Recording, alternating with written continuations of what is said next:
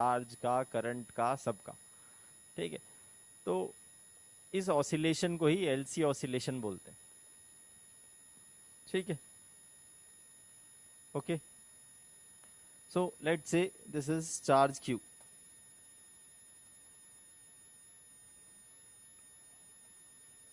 और ये inductor L है। टी टाइम में कुछ करंट हो गया, ये करंट है एट टी, और ये चार्ज है एट टी। क्यू नॉट जो है, Q not is charge at initial time.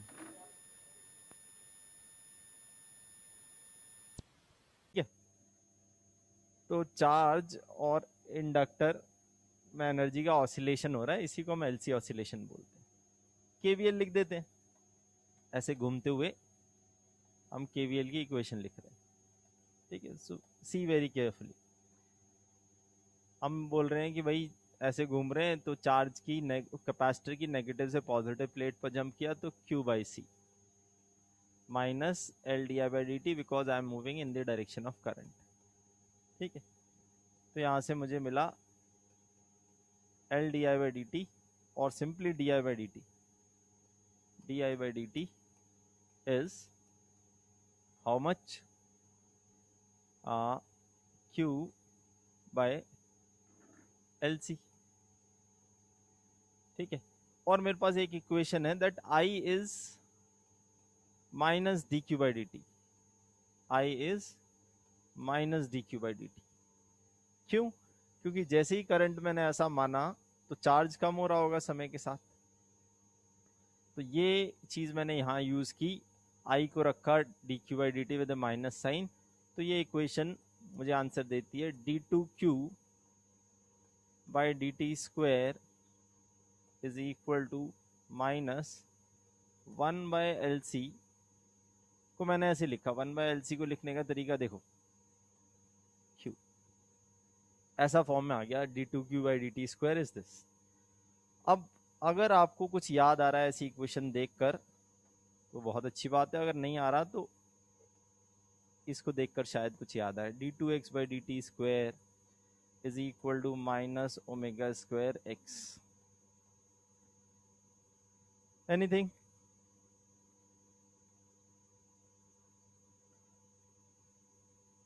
हाँ, एस एच एम की डिफरेंशियल इक्वेशन, बिल्कुल सही बात है।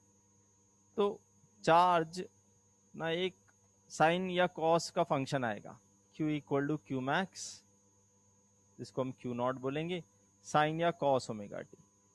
और करंट भी डिफ्रेंशिएट करेंगे तो करंट भी कुछ ऐसे ही फंक्शन आएगा, आई मैक्स, जिसको आई नॉट बोलेंगे, साइन या कॉस ओमेगा टी।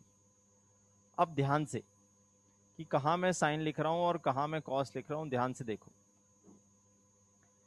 जो चीज इनिशियली है t इक्वल टू जीरो पर, जिसकी वैल्यू नॉन जीरो है या जिसकी वैल्यू मैक्सिमम है t इक्वल टू जीरो पर, उसको मैं कॉस फंक्शन दूं या साइन फंक्शन दूं, बताओ? कॉस, बिल्कुल सही बात है। और जिसकी value t equal to zero पर जीरो है, उसको साइन फंक्शन दूं या कॉस दूं? साइन। यही लॉजिक मैंने लगाकर सीधे लिख दिया। अदरवाइज क्या लिखते हैं? अदरवाइज लिखते हैं Q equal to Q not sine omega T plus five, फिर हम फाइव प्रूव करेंगे कि वो पाई बाई टू होगा, एंड दिस दैट, सब एक ही बात है। तो चार्ज का फंक्शन आ गया और करंट का फंक्शन आ गया। इसको डिफ्रेंशिएट करके भी ला सकते हैं, तो हमें दो अच्छी बातें यहां से मिली, that what is omega, omega is one by root L C, that is the resonating, that is the angular frequency of oscillation।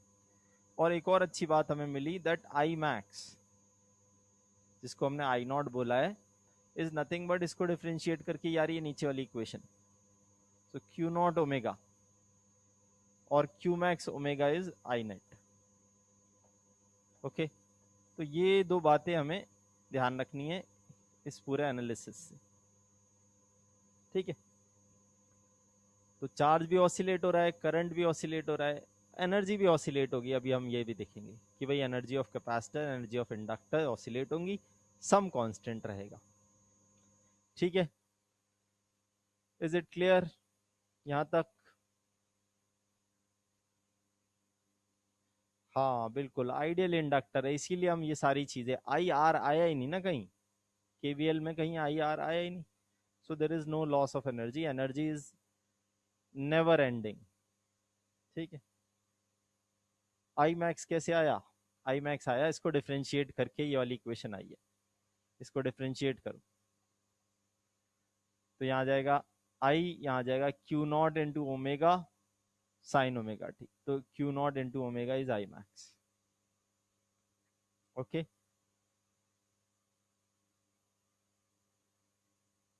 आगे बढ़े। चलो, अब वही जो हमने देखा उसको हम ग्राफ्स की फॉर्म में जान रहे हैं, क्योंकि ग्राफ्स की फॉर्म में जानना थोड़ा आसान पड़ता है। चार्ज की इक्वेशन क्या आई अपनी? चार्ज की equation I Q equal to Q not cos omega T. देखो, अगर शुरू में इंडक्टर के पास एनर्जी है, अगर शुरू में इंडक्टर में करंट है शुरू में, तो करंट का फंक्शन कॉस रखूंगा मैं। अगर शुरू में कैपेसिटर के पास चार्ज है, तो चार्ज का फंक्शन कॉस रखूंगा मैं। बट 99% चांसेस यही हैं कि शुरू में कैपेसिटर के पास ही चार्ज होता है। ठीक है, क्वेश्चंस में सारे, क्योंकि एक इंडक्टर में करंट रहना और फिर उसको कनेक्ट कर देना कैपेसिटर से इज अ डिफिकल्ट प्रोसेस।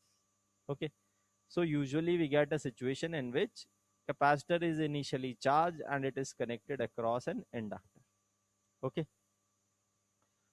तो चार्ज की इक्वेशन ये आ गई, करंट की इक्वेशन ये आ गई, I equal to I not sine omega T. कोई मुझसे पूछे भाई यूसी की इक्वेशन बता दो, यूसी क्या था? Energy across capacitor.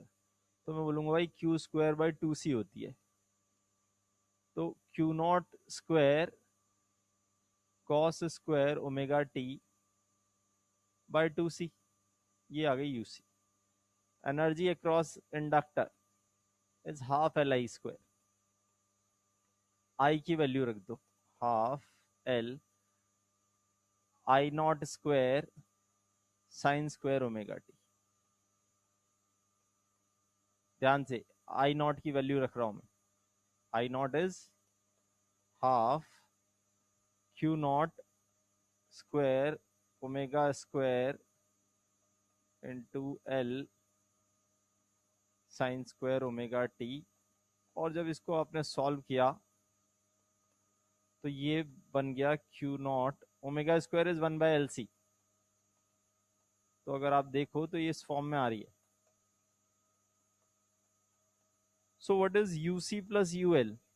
Energy of capacitor plus energy of inductor, इन दोनों को अगर मैं ऐड करूं तो क्या बन रहा है? Half q not square initial charge upon capacitance cos square omega T plus sine square omega t. ठीक है, which is one, this is nothing but one. So q not square by two C, और ये बदल नहीं रही है, it is constant. ऊपर वाले सारे फंक्शन बदल रहे थे, चार्ज बदल रहा है, करंट बदल रहा है, कैपेसिटर की एनर्जी समय के साथ बदल रही है, इंडक्टर की एनर्जी समय के साथ बदल रही है, बट सिस्टम की एनर्जी समय के साथ नहीं बदल रही है, वो तो वही कांस्टेंट वैल्यू है। ओके, वो तो सेम जो शुरू में थी वही एनर्जी है। तो ये ग्राफ हमने दिखाए, कॉस मतलब चार्ज, साइन मतलब current, cos square UC capacitor की एनर्जी, साइन स्क्वायर मतलब इंडक्टर की एनर्जी। और ये बिल्कुल लिंक्ड ग्राफ्स हैं। ठीक है, आप हर वैल्यू के कॉरस्पॉन्डिंग देख सकते हैं, ये ग्राफ अच्छे बने हुए हैं, बिल्कुल मैच करनी चाहिए चीजें।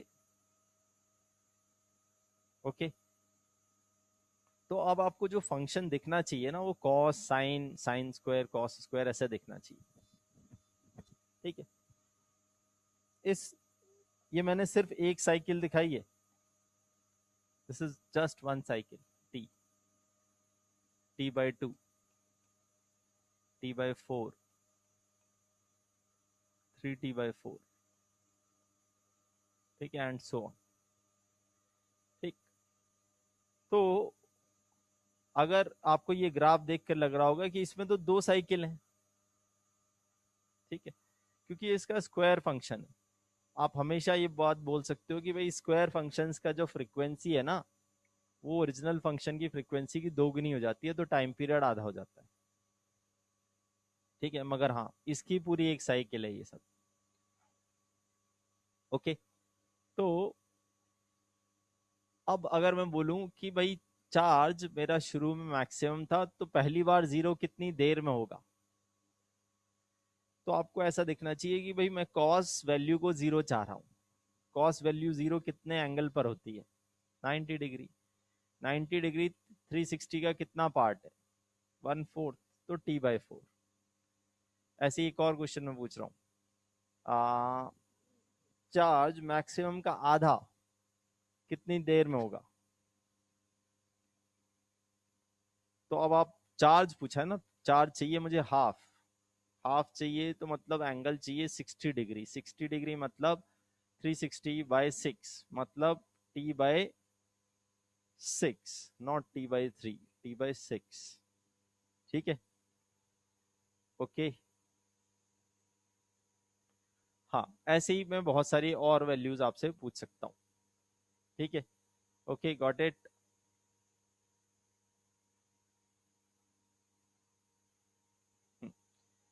तो ये चार्ज, करंट, यूसी, यूएल, इन सब की वैल्यूज आप देख सकते हो।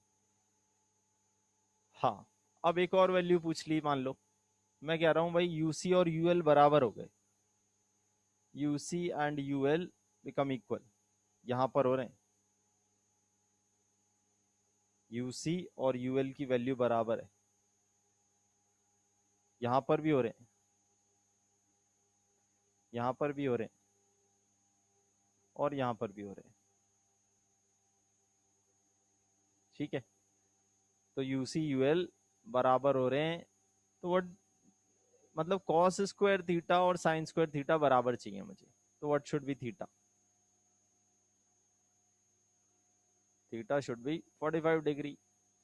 45 डिग्री मतलब क्या टाइम हो गया होगा, 45 डिग्री कवर करने में कितना टाइम चाहिए, t/8, बिल्कुल सही बात है, ठीक है। तो इस टाइप के क्वेश्चन आपसे पूछे जा रहे हैं। Okay, got it everyone. चलो, तो इसी टाइप के कुछ क्वेश्चंस देखते हैं। हाँ, ये थोड़ा डायग्राम से हमने एक्सप्लेन किया है कि भाई कैसे एनर्जी का ट्रांसफर हो रहा है। ये फोटो है t=0 की, एट t=0। सिर्फ कैपेसिटर के पास चार्ज था, कैपेसिटर के पास सारी एनर्जी थी, यू बी जीरो थी, एनर्जी ऑफ इंडक्टर मतलब मैग्नेटिक फील्ड में एनर्जी जीरो थी, करंट जीरो था, ठीक है। फिर कैपेसिटर ने चार्ज अपना ट्रांसफर किया इधर उधर, और करंट आया इसमें, और एक मोमेंट ऐसा हुआ कि कैपेसिटर अनचार्ज हो गया, तो सारी एनर्जी मैग्नेटिक फॉर्म में आ गई कैपेसिटर की, या इलेक्ट्रिक फॉर्म में एनर्जी नहीं बची। ये है t=t/4। फिर ये एनर्जी, इसकी एनर्जी वापस इसमें आई, बट पोलैरिटी ऑफ चार्ज इन दो डायग्राम्स में ऑपोजिट है। ये है एट t=t/2।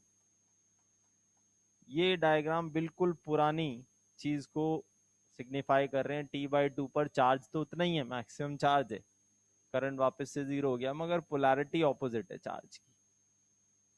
तो ये ग्राफ्स और ये पिक्चर सेम बातें बोल रहे हैं।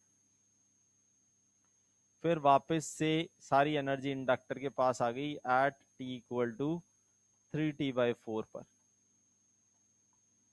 और फिर एट t साइकिल ने अपनी पूरा रिपीटिशन स्टार्ट कर दिया, ठीक है। तो ये सब एनर्जी का ऑसिलेशन, चार्ज का, करंट का, सबका ऑसिलेशन हो रहा है, ठीक है।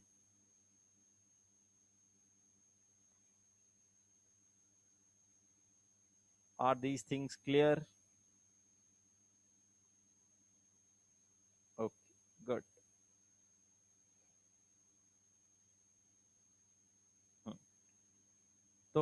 अब लास्ट स्लाइड लो मानसी,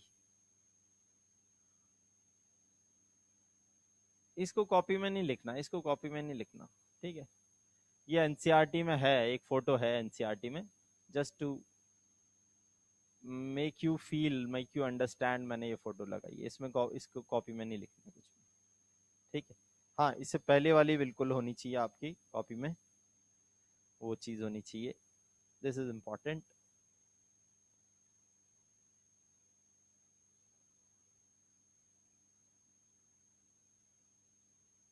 लास्ट टू लास्ट मतलब इससे भी पहली क्या मानसी?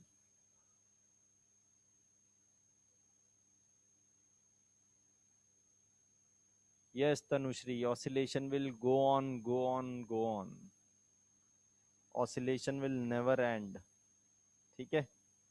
चलो भाई, पहला क्वेश्चन, शुरू में चार्ज था और करंट नहीं था, तो चार्ज क्या फंक्शन होगा, कॉस या साइन? क्वेश्चन में दिया है, what function should I choose for charge, बिल्कुल सही बात है, कॉस, ठीक है। Find the minimum time eight which charge on capacitor will become zero, बताओ भाई, क्या वो पहला इंस्टेंस होगा जब चार्ज ऑन कैपेसिटर जीरो हो चुका होगा?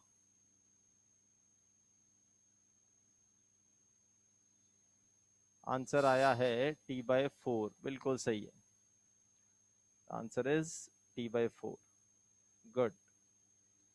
क्यों? अगेन आप 90 डिग्री फेज की बात कर रहे हो, 90 डिग्री फेज T/4 टाइम होगा। बी पार्ट, बी पार्ट में बोलता है भाई करंट विल बिकम मैक्सिमम, कब पहला इंस्टेंस होगा कि करंट मैक्सिमम हो जाएगा, मतलब करंट है साइन, साइन मतलब मैक्सिमम चाहिए मुझे, तो एंगल कितना, 90 डिग्री, 90 डिग्री मतलब टाइम वापस से T/4। आप चाहो तो वापस से ग्राफ्स पर जाकर ये बात देख सकते हो, करंट मैक्सिमम चार्ज जीरो, ठीक है, maximum current charge zero, okay. Hmm, C part, energy in both become equal,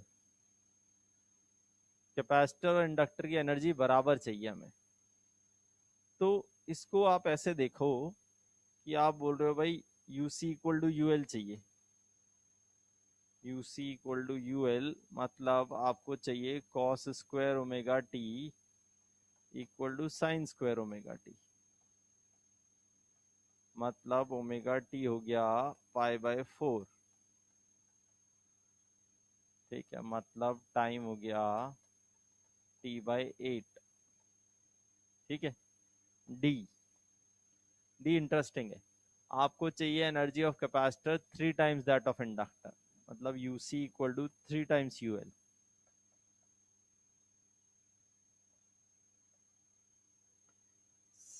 cos square omega t is 3 times sin square omega t,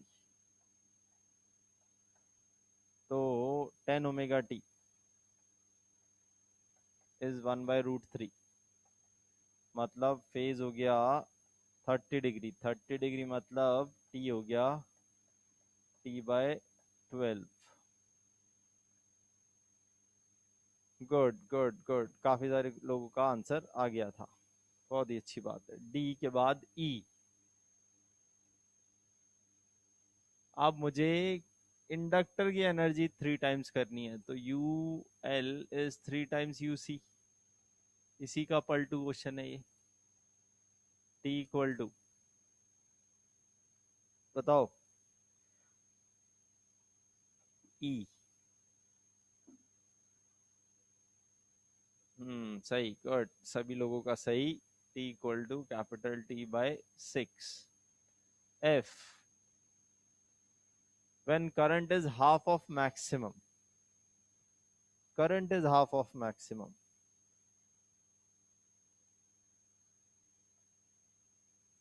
बताओ, current is half of maximum,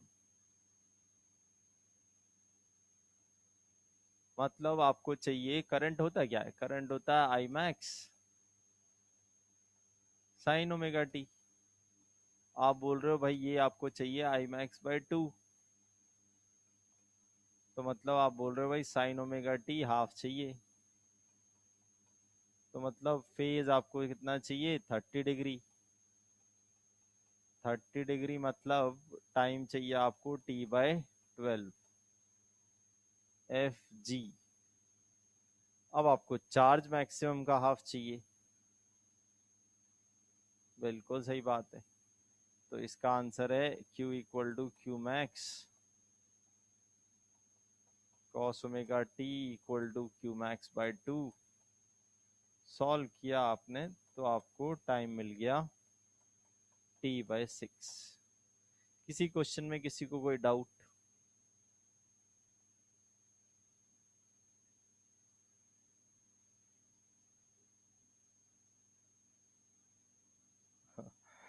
test में भी इतने easy, ये बहुत difficult question है, इससे difficult नहीं पूछते कोई भी।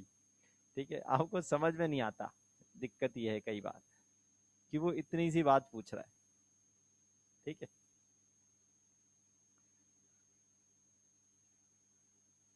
हाँ बी में आई मैक्स भी निकालना था, ओके ओके, हाँ बी में आई मैक्स भी निकालना था। आई max is Q max into omega. Q max is Q, क्योंकि शुरू का चार्ज उससे ज्यादा तो हो नहीं सकता। Omega is root L C, 1/√। So I max is this Q/√LC।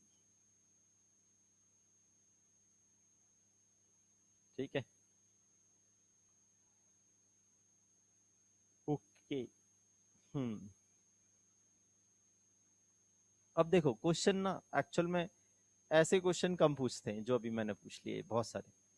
ठीक है, क्वेश्चन होगा यही, बिल्कुल यही बात पूछेंगे, but in different form, in different form, और आप तब फंस जाते हो। ध्यान से, इसमें पूछ रहे हैं what is the frequency of oscillation of current. ठीक है, what is the frequency of oscillation of current. तो सबसे पहले वर्ड है फ्रीक्वेंसी। ठीक है, तो ओमेगा की वैल्यू होती है 1/√LC, बट अगर आप फ्रीक्वेंसी निकालना चाहो तो आपको ओमेगा बाय 2 पाई करना पड़ेगा। ये एंगुलर फ्रीक्वेंसी होती है ओमेगा, तो ये एक्सप्रेशन बनता है 2 पाई√LC। ठीक है, व्हाट इज, इस सर्किट को क्या आप इस फॉर्म में ला सकते हो कि एक एल इक्विवेलेंट दिख जाए आपको और एक सी इक्विवेलेंट दिख जाए। एल इक्विवेलेंट कितना और सी इक्विवेलेंट कितना, बता दो भाई, दिख रहा है तो। 3L 3C, भाई सही बात है, सभी को दिख गया 3L 3C। So what should be the answer, frequency क्या आ रही है, 3L 3C, तो 1/6 पाई√LC। सही बात है, B is the right answer. ठीक है, B is the right answer. बहुत सिंपल क्वेश्चन है मगर लोगों को मुश्किल लगता है। अब इसी में एक छोटी सी चीज और पूछी जा सकती थी, पूछी नहीं है, बट अगर कोई पूछे frequency of oscillation of energy, oscillation of UC, capacitor की एनर्जी की ऑसिलेशन की फ्रीक्वेंसी बताओ, क्या आंसर लिखूं मैं, सेम या डिफरेंट?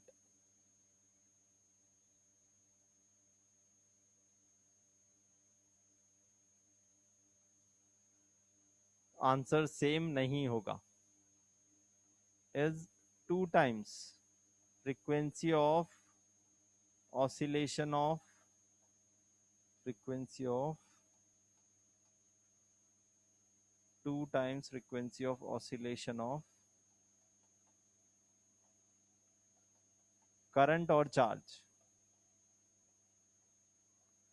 चार्ज के ऑसिलेशन की फ्रीक्वेंसी और करंट के ऑसिलेशन की फ्रीक्वेंसी सेम है जो आपने निकाली, बट एनर्जी की, कोई सी भी एनर्जी यूसी या यूएल, उनकी फ्रीक्वेंसी इनकी फ्रीक्वेंसी की दो गुनी। अभी ग्राफ से सीखा तो था। इस टाइम इंटरवल में इसकी कितनी पूरी साइकिल हो गई है, कितनी साइकिल हो गई है चार्ज की? 1, करंट की 1। इसकी बताओ, क्या ये ग्राफ इसके बाद रिपीट हो रहा है? बिल्कुल इसके बाद रिपीट हो रहा है जहां मैंने हाथ रखा है। इसकी 2 साइकिल्स हो गई। और ये ग्राफ भी इस पॉइंट के बाद रिपीट हो रहा है, इसकी भी 2 साइकिल हो गई, एग्जैक्टली रिपीट हो रहा है। ठीक है, तो नीचे वाले ग्राफ्स की फ्रीक्वेंसी 2 गुनी है। ओके, हाँ ठीक है, तो ये छोटी सी बात और पूछी जा सकती है, तो ध्यान रखना क्या पूछ रहे हैं। ठीक, इसमें फंस सकते थे कुछ लोग, ए ऑप्शन मार्क कर देते क्योंकि वो निकालते ओमेगा और पूछा है फ्रीक्वेंसी। ठीक है, तो यूनिट से भी जाना चाहिए, अगर कभी यूनिट दिए हो तो unit are the best method. हाँ, वैसे नहीं दिया तो फ्रीक्वेंसी वर्ड से हमें यहाँ पहुंचना चाहिए, ना कि यहाँ। ये एंगुलर फ्रीक्वेंसी। ठीक है, okay. Next next is again an interesting question. बहुत ही सिंपल बात पूछ रहा है। वो बोल रहा है भाई कैपेसिटर चार्ज था, स्विच क्लोज किया और एक मोमेंट ऐसा आया कि इंडक्टर के अक्रॉस वोल्टेज 0 हो गया। इंडक्टर के अक्रॉस वोल्टेज 0 हो गया। वोल्टेज अक्रॉस इंडक्टर होता क्या है? Any idea what is the voltage across inductor?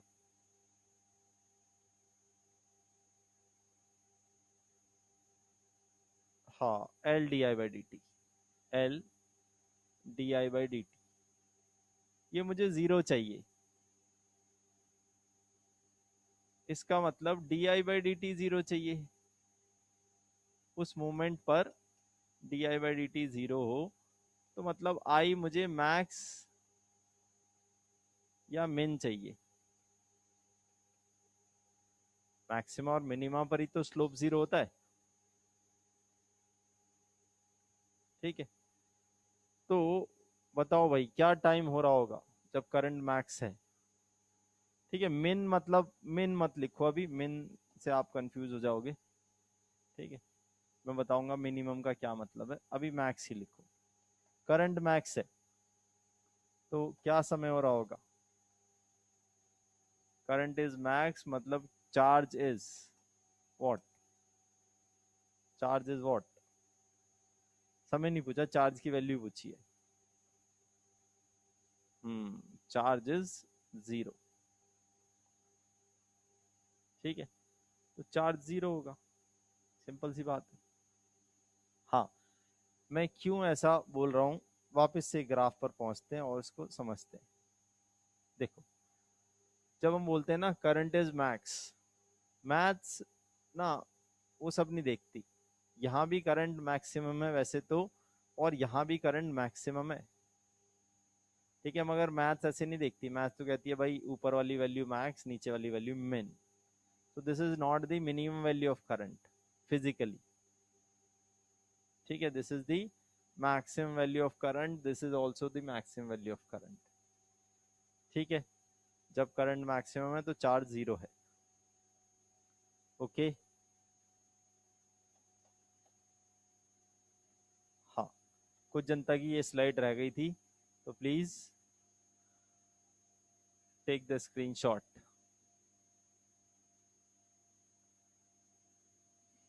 Okay, done. Graph वाली स्लाइड भी लो।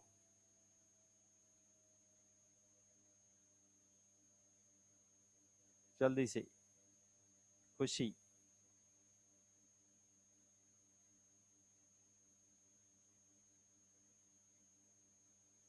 हम्म,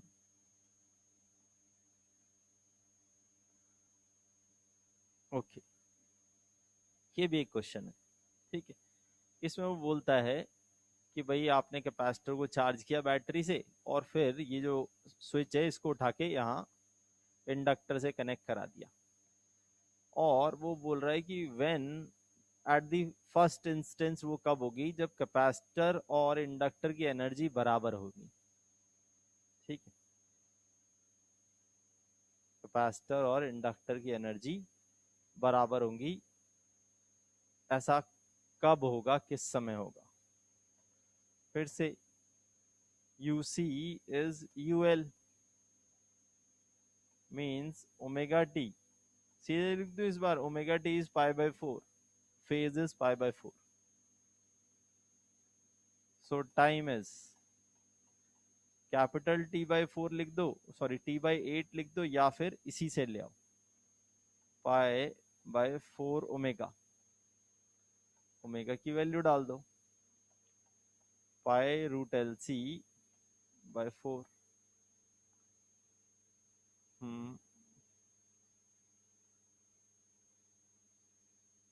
ठीक है, ओके,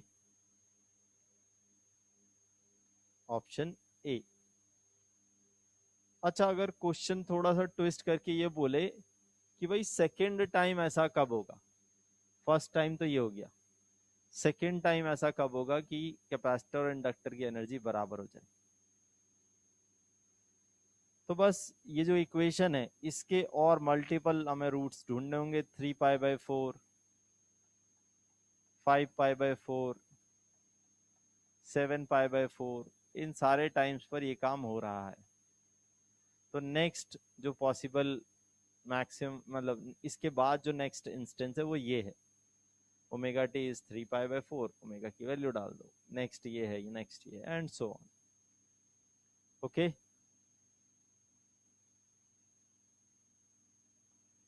लास्ट स्लाइड देखो बच्चा, लास्ट स्लाइड देख लो।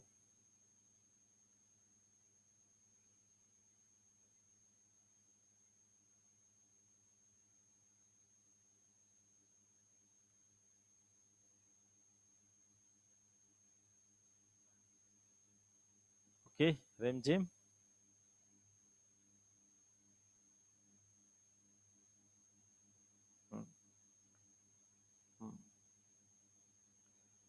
अब इसमें वो बोल रहा है एक LC ऑसिलेटर, मतलब L और C लगा दिया आपने, चार्ज जो मैक्सिमम हो सकता है वो Q0 है। अब आपको di/dt की मैक्सिमम वैल्यू चाहिए, di/dt की मैक्सिमम वैल्यू चाहिए।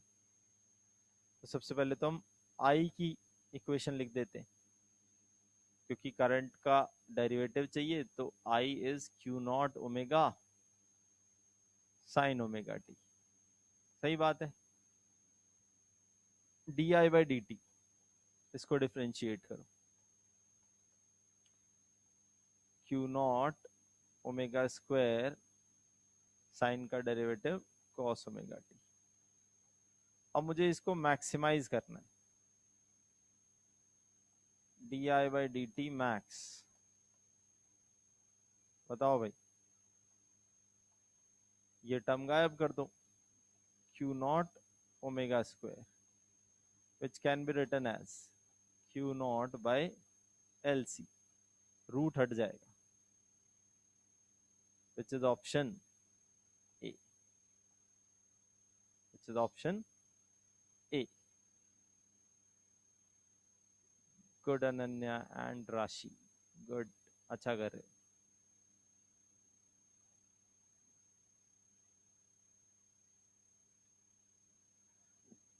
लास्ट स्लाइड, अरे इतनी देर तो रोकता हूं मैं हर स्लाइड पर। Tanushree and Priyanka please.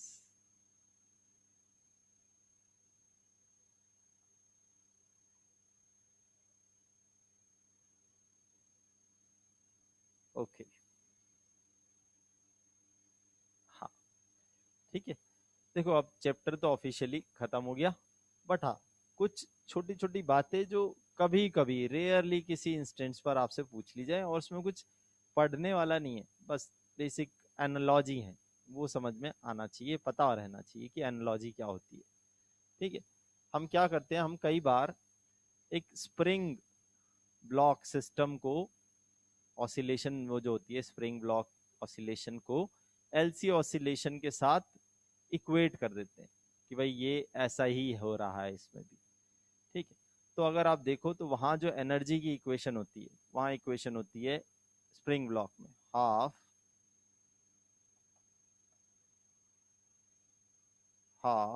mv²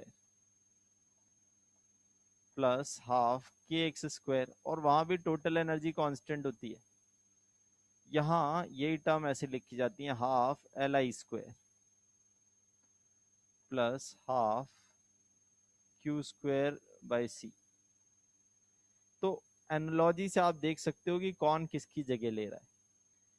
m को बोलते हैं इनर्शिया, l को बोलते हैं इलेक्ट्रिकल इनर्शिया। k की जगह कौन ले रहा है बता सकते हो? Who is taking the place of k?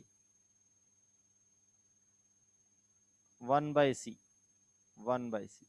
ठीक है, is taking the place of k। x q की जगह ले रहा है, v की जगह i ले रहा है, क्योंकि x का डेरिवेटिव v होता है, dx/dt इज वेलोसिटी, i भी dq/dt होता है। तो ये बिल्कुल मिलती जुलती इक्वेशन है। ठीक है, वो यहाँ पर उन्होंने लिखा हुआ है कि भाई कौन किसको रिप्लेस कर रहा है। ठीक है, okay, so you can just take a screenshot।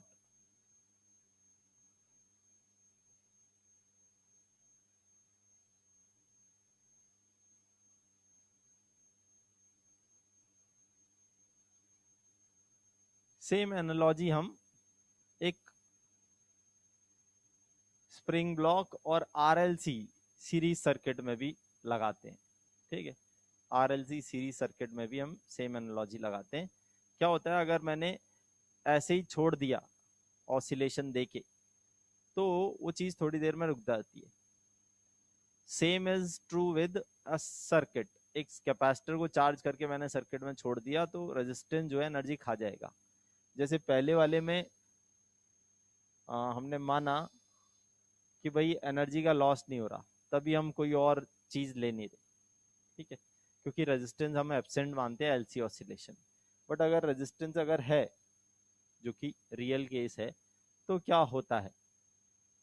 ठीक है, आपकी जो फोर्सेज हैं वो डिराइविंग फोर्स, मतलब जो आप फोर्स लगाकर ऑसिलेशन करवाते रहोगे।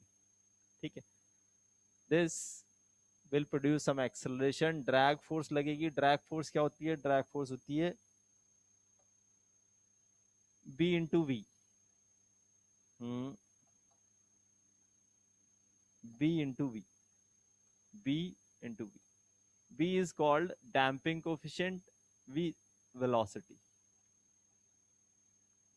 damping constant और coefficient।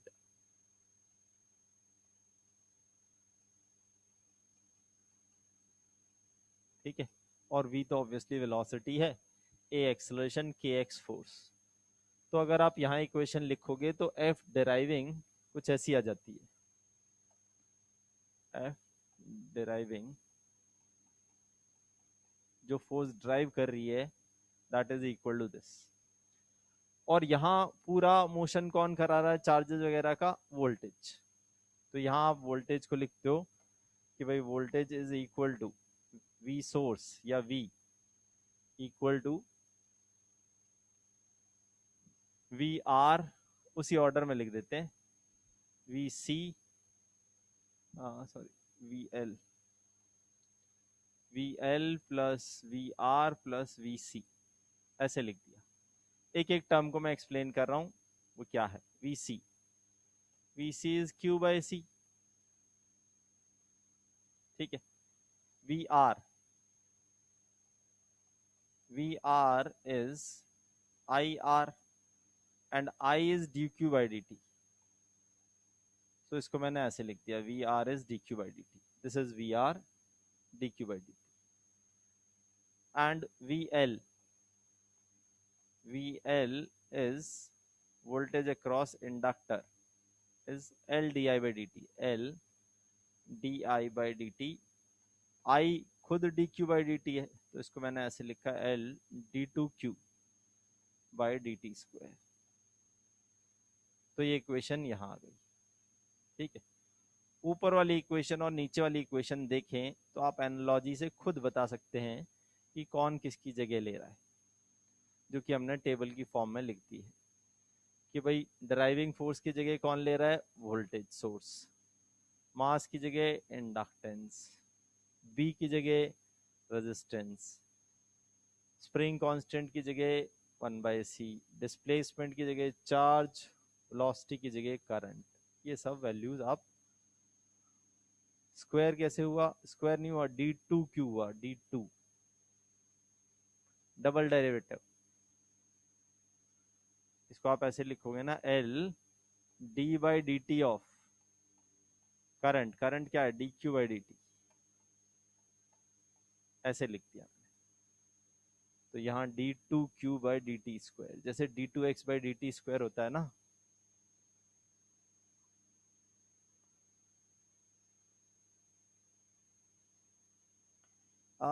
नहीं राशि, देखो हमने इक्वेशन कैसे लिखी है, मैं इक्वेशन लिख के दिखाता हूँ आपको।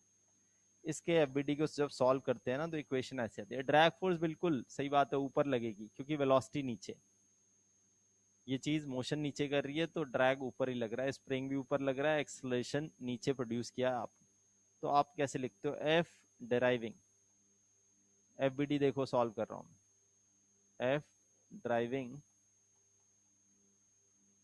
Minus K X minus B V is equal to the total force which is M A, ये लिखोगे और इन सबको उधर ले जाओ, ए को लिख दो d2x/dt स्क्वायर पहला टर्म, b इंटू dx/dt दूसरा term, kx last term, okay.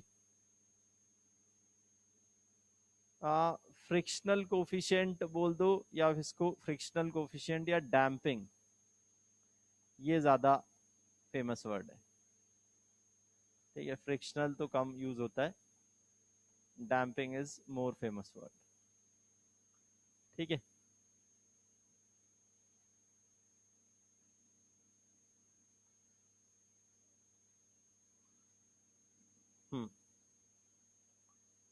Okay, then there are very very small chances कि आपसे कुछ पैरेलल सर्किट का पूछ लिया जाए, ठीक है, बट अगर पूछ लिया जाए तो पता होना चाहिए, कैसे कुछ नया नहीं सीख रहे, नथिंग न्यू, बट हाँ सिमिलर बात हम जाने। यहाँ क्या है, जैसे सीरीज आरएलसी में आपने देखा कि सब में से सेम करंट जा रहा था, यहाँ भी मैं कुछ ऐसा बोल सकता हूँ कि सब के अक्रॉस व्हाट, सेम वोल्टेज है, बिल्कुल सही बात है। वहां मैंने बोला था कि सबकी वोल्टेजेस का सम टोटल वोल्टेज है, यहां मैं बोल सकता हूं सबके करंट का sum is the total current और नेट करंट, ठीक है, ओके। तो यहां इक्वेशन आती है i net is i C plus i R plus i L, i R plus i C plus i L, और अब तीनों को लिख देते हैं इक्वेशन वाइज, ध्यान से देखो, आई एल, आई एल इज, बोलो कैसे लिखे, इंडक्टर के अक्रॉस का करंट, सबसे पहले तो सबसे आसान आई आर लिखते हैं, I R is voltage upon resistance, और फेज वही जो वोल्टेज का फेज है, आई सी कैपेसिटर की वोल्टेज, सॉरी कैपेसिटर का current, X C sine omega T, phase में बताओ क्या बदलाव करूं मैं, इंडक्टर के क्रॉस करंट, सो इंडक्टर के cross voltage upon X L sine, ध्यान देना इस बार मैं करंट लिख रहा हूं, वोल्टेज मुझे पता है, हाँ भाई, तो आइस, आइस वाले में करंट लीड करता है तो +π/2, इसमें करंट लैग करता है तो -π/2, इक्वेशन आ गई सभी की, ओके ऑल। और ये फेजर सम होगा तो कुछ ऐसा दिखाई देगा आपको, यहां होगा करंट अक्रॉस रेजिस्टेंस, ऊपर होगा IC, नीचे होगा IL, कोई भी बड़ा छोटा मान सकते हो। हाँ, पर इन तीनों का रिजल्टेंट के लिए जो आप लिख सकते हो वो ये है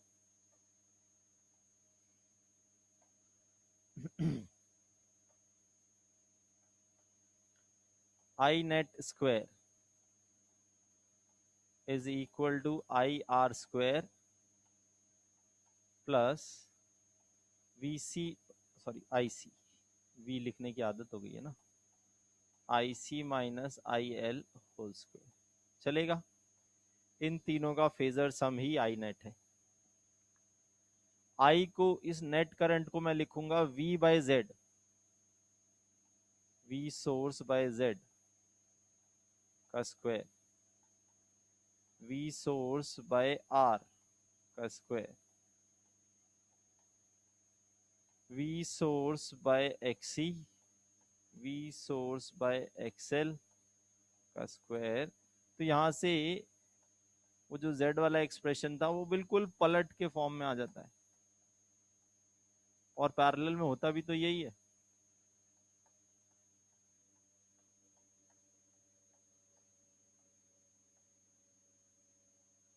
ठीक है, तो ये दो एक्सप्रेशन अगर हमें पता है तो हमें थोड़ी एडेड एडवांटेज मिल जाती है।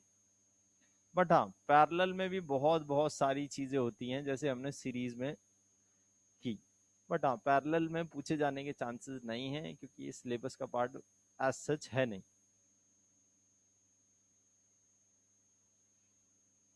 ठीक, बट इतना मुश्किल भी नहीं है कि अगर वो वोल्टेज देके इक्वेशन पूछ ले या रिलेशन मांग ले, ये सब हम डिराइव कर रहे हैं, बहुत आसान है। ठीक है, क्योंकि हमने पहले किया हुआ है। ओके, हाँ, पर बहुत सारी चीजें अलग भी हैं। ठीक, जैसे यहाँ जब रेजोनेंस होती है ना, तो Z जो है ना वो मैक्सिमम हो जाता है। The maximum value of Z is R, the maximum value of Z is R, and that will happen when XC and XL are equal. ठीक है, the current will be minimum at resonance, current will be minimum at resonance, इसलिए इसको ejector circuit भी बोलते हैं और series को acceptor circuit भी बोलते हैं। ठीक है, क्योंकि जब यहाँ किसी फ्रीक्वेंसी पर रेजोनेंस होती है ना, तो उस फ्रीक्वेंसी का जो, उस फ्रीक्वेंसी के कॉरस्पॉन्डिंग जो करंट है वो मिनिमम हो जाएगा। तो इसने उसको मार ही दिया जिससे कॉरस्पॉन्डिंग रेजोनेंस हुई। और सीरीज आरएलसी में जिस फ्रीक्वेंसी के कॉरस्पॉन्डिंग रेजोनेंस होती है वहां करंट बढ़ जाता है बहुत तेजी से। ठीक है, तो दैट इज कॉल्ड एक्सेप्टर।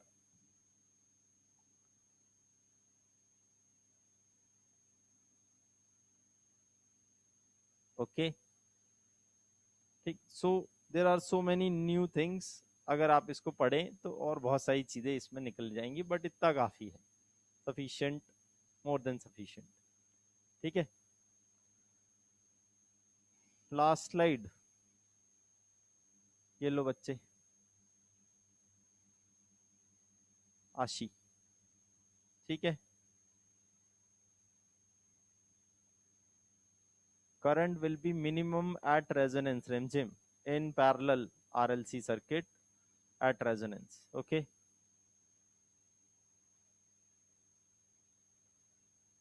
आपके मॉड्यूल में सिर्फ एक क्वेश्चन है, वो ये है कि भाई वोल्टेज की इक्वेशन से इन करंट की इक्वेशन निकाल दो।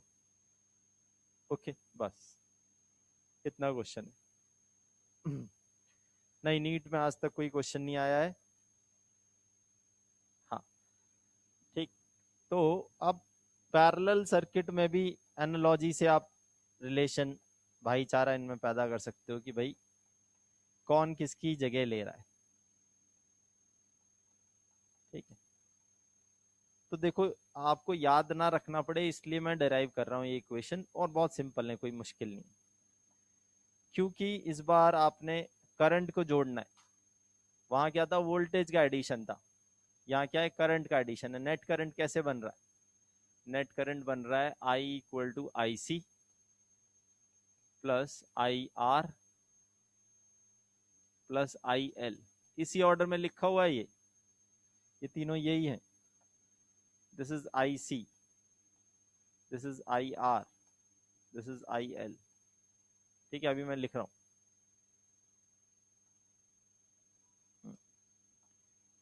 सबसे आसान है I L. I L is flux by inductance.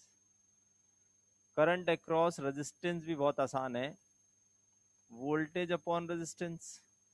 Voltage कैसे आएगी, D five by D T into one by R. वहां जो सिंबल दिख रहा है साई, वो बेसिकली फ्लक्स का सिंबल है। ठीक है, हम फाई यूज करते हैं, वो साई यूज कर रहे हैं, जिस बुक में से मैंने वो लिया है। ठीक है, एंड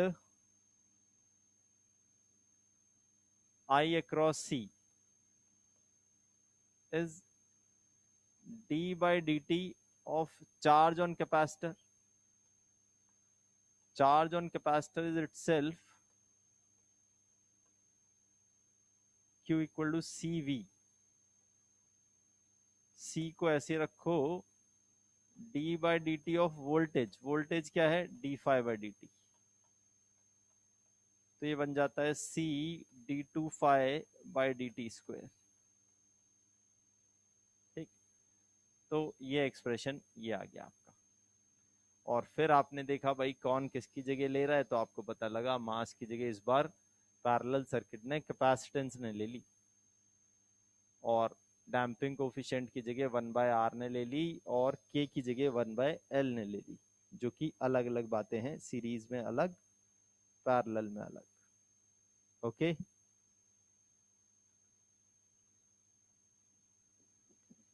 हाँ भाई, क्लियर है?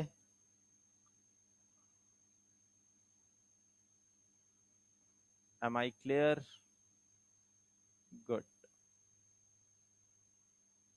ओके, तो सभी लोगों को बधाई हो, ऑफिशियली ये चैप्टर खत्म हो गया है। ठीक है, और हमारे पास 5-7 मिनट बचे हैं, तो एक दो क्वेश्चन देख लेते हैं बस। ठीक है, तो chapter is finished totally, everything, you can come attempt your whole module. ठीक है, हो जाएगा सारा, आसान से चैप्टर है, छोटा आसान। ठीक है, हाँ चलो एक question. Next chapter will be EM waves, Archi. ठीक है, next chapter will be electromagnetic waves.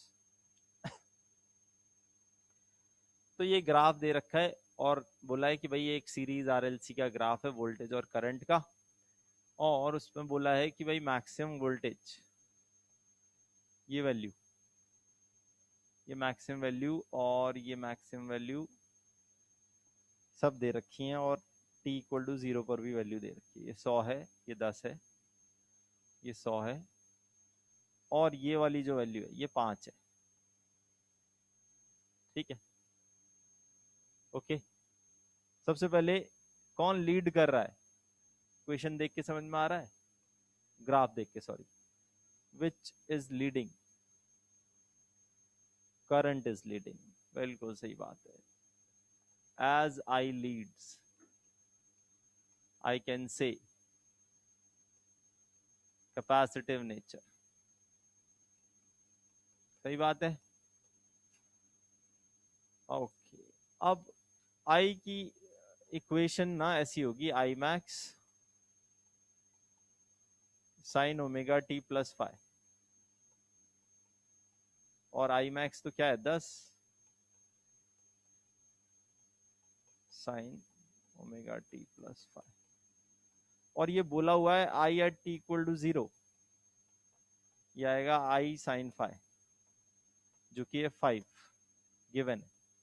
तो what is 5, anyone, what is 5? 5 is 30 degree, 5 is pi by 6, तो ये पाई बाय 6 से लीड कर रहा है। Power factor cos phi is root 3 by 2. What is the average power? Average power, क्योंकि हमें max दिया है तो हम मैक्स का यूज करेंगे, V max I max by 2 cos of phi. That will come out to be 250 root 3 watt. Check करो calculation सब सही होनी चाहिए.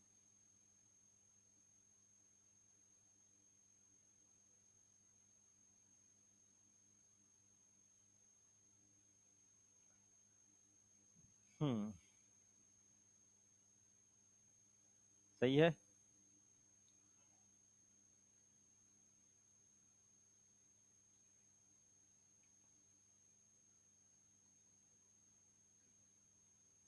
ठीक है, it is an important question, so keep that in mind.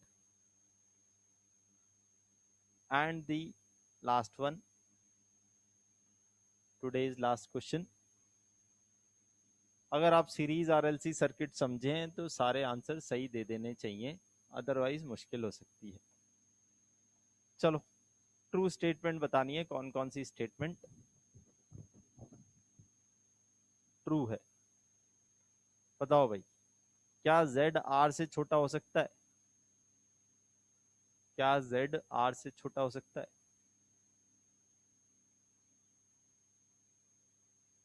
Series RLC की बात कर रहे हैं हम, ठीक है. In series RLC circuit statement is wrong. Z R से छोटा नहीं हो सकता. क्या ऐसा हो सकता है कि VC और VL बड़े हो जाएं V सोर्स से? हो सकता है. ये भी हो सकता है. ये हो सकता है, बिल्कुल हो सकता है.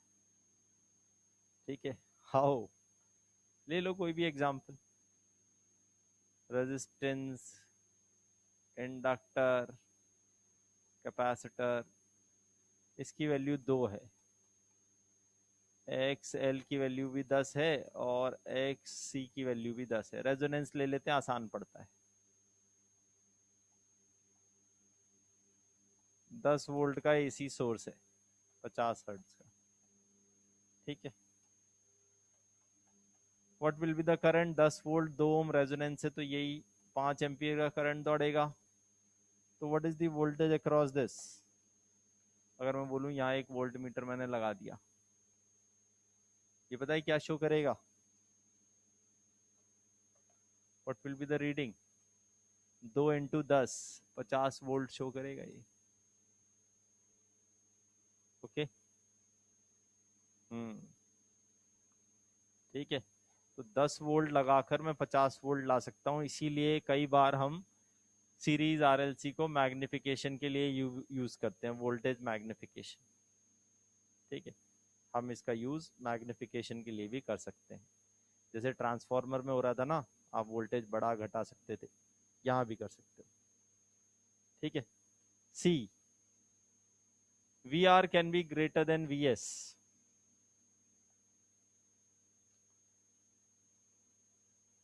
यस, ये गलत स्टेटमेंट है. V R can never be greater than V S. Z can be less than XC and XL both. क्या ऐसा हो सकता है कि Z दोनों से ही कम है, XC से भी और XL से भी? हो सकता है क्या? नहीं. इस सर्किट में Z क्या है? What is Z in this circuit? 2. What is XC and XL? 10. तो क्या है आंसर? हो सकता है क्या? हाँ, हो सकता है. ठीक है. ओके. ठीक. तो वैसे मैंने सोचा था आज नया चैप्टर स्टार्ट हो जाएगा, बट स्टार्टिंग में काफ़ी हमारा टाइम लग गया. कोई नहीं. ठीक है. तो थोड़ा सा वेव्स वगैरह का आइडिया लेकर आए. वेव्स, सिर्फ वेव्स की, वेव्स पैदा कैसे होती हैं, वेव्स की डेफिनेशन, वेव्स की इक्वेशन क्या बताती है. ठीक है.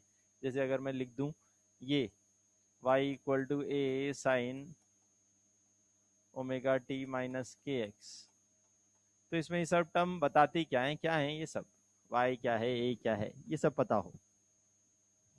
ठीक है, electromagnetic waves is the next chapter. Okay, चलो आज के लिए इतना ही, मिलते हैं नेक्स्ट क्लास में।